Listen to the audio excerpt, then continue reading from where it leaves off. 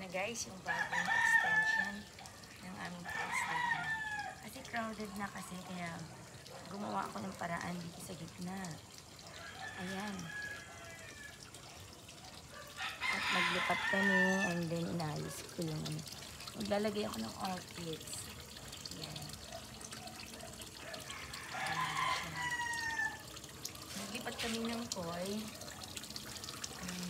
Ilang mga isda.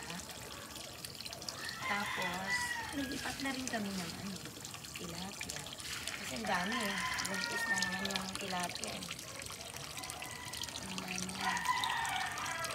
Kaya ang mangyayari ngayon, sama-sama sila dito.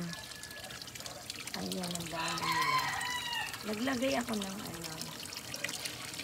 ng mga sanga ng angkong, pero wala na yung paso dito.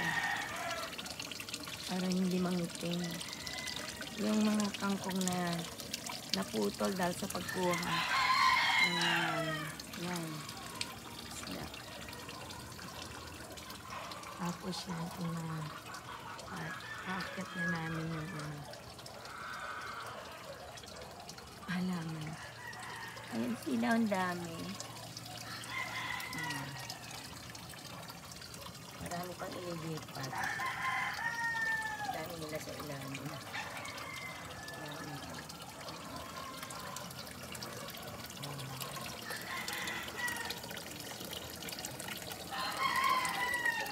Nandun sila sa mga ugat-ugat.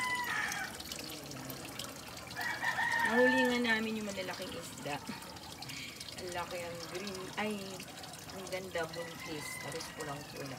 Ang laki. Maliliksi yung iba. Mahirap huliin. Pati yung mga silverfish. Silver. Wala. Puti. Mahirap huliin sila.